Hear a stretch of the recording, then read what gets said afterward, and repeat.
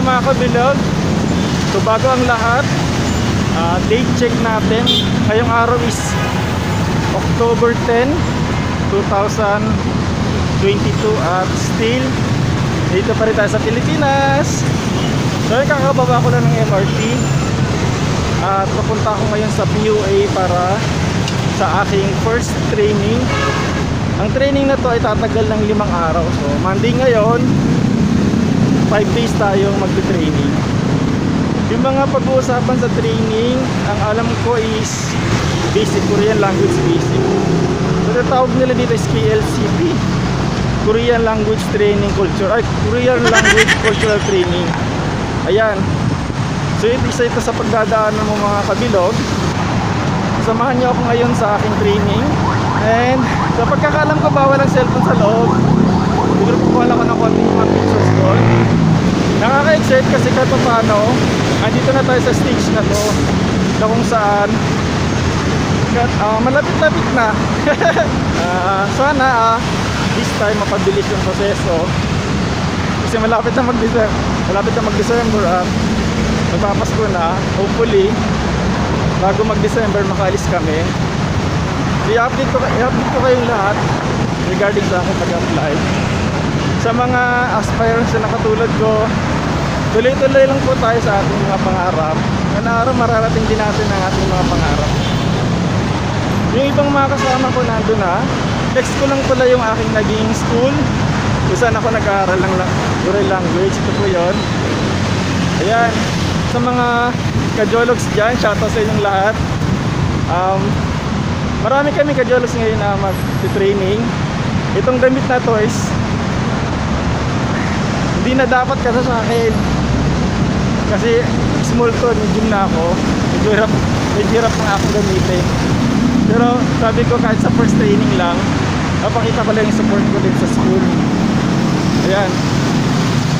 So ang training namin magsa-start ng alas 7 at matatapos ng 5. Medyo mahaba. Sabi ko ano kayong pagkagagawin namin doon sa ganun kahabang oras. So malalaman ko mamaya at i-update ko kayo pag pauwi na ako. Kaya stay tuned lang kayo sa aking vlog na ito. Kung hindi nyo natatanong, hindi pa po ako nag-aalmusal. Kasi nagmamadali na rin ako. Nagpetsa na ba? 6:30 na ata. 6:30 na ata at nandito pa rin ako sa kalsada. Ang aming start ay 7, so malapit-lapit na rin. Ang importante hindi tayo malate. And then so ipapakita ko yung aking APS account sa inyo dyan. So August 30 ako nagkaroon ng update sign. And then October 29 naman ako nagkaroon ng CCBI. So almost 1 month. Ganun po siya katagal. Almost 1 month po yung naging update ng aking account dyan na APS. So ganun katagal po yung pag-aantay, tsaga-tsaga lang. Kailangan natin mag-antay. So ito malapit na po ako sa PUA. Excited na tayo. Medical, online. Sa first training nyo po, dadala lang po kayo ng ball pen. And then 500 pesos na training fee. May bayad po yung training, 500 po. Magdala na rin kayo ng notebook para kung sakaling meron kayong dapat isulat, masusulat mo siya. Passport, kailangan dala nyo yung passport nyo. Ipapat-photocopy nyo siya. Tapos 3 set ng inyong kontra, kailangan nyo din yun. Passport size picture. Ako wala pa akong bank account. Kasi sabi nila may nag-aalok doon sa loob. Possible video na yung kunin ko. So nandito na ako, wait lang. Pakita ko sa inyo. Saan ba sila nakupo? Lahat. Hindi ko lang kung saan nakupo ngayon. Masa kaya sila? So may mga kasama naman po, sabi ni Pagkinaman ng Zambia, hindi naman yung pagsabantayan nyo. Makapili na kami lahat. Binigay silang stick. Training na. Madami. Dami kami magti-training ngayon, oh. Yan, puro magti-training. Yung mga luggage doon, ayan, mga palis na EPS yan. Mga nakaputi, yan, palis na yung mga yan. Yan, balang araw tayo din.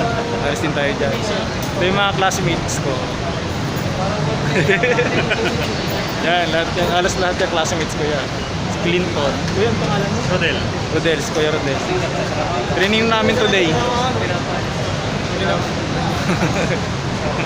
Good luck sa amin. Yun na kami 6th floor. Bawal ang cellphone. Mamaya na. Ang dami. Yan lang, secret.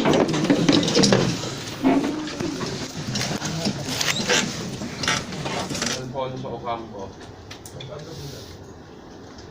Gelmar Uribilio. Bungol po. Orcalis Priscela. 6 hours later. Kakatapos lang namin mag-training, so 5 na. Ayan, may kasama akong mga taga-Jologs din. Dalawang kasama na yan.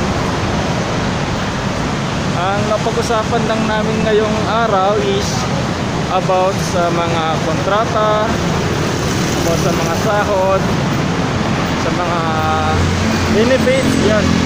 Tapos ang naging trainer pala namin is si Sir Alan. So shout out sa Sir Alan. Maraming salamat sa mga natutunan namin ngayong araw.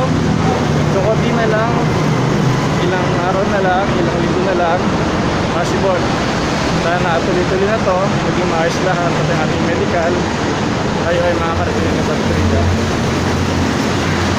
Yun lang yung napag-usapan namin, more on contract lang. So i-update ko ulit kayo bukas kung mga napag-usapan namin. Sana mag-stay tuned pa rin kayo dito sa aking channel para mabigyan kayo ng mga updates sa mga nangyayari sa akin sa pag-update dito nga sa South Korea. So yun na lang mo today. Gabi sa inyo lahat.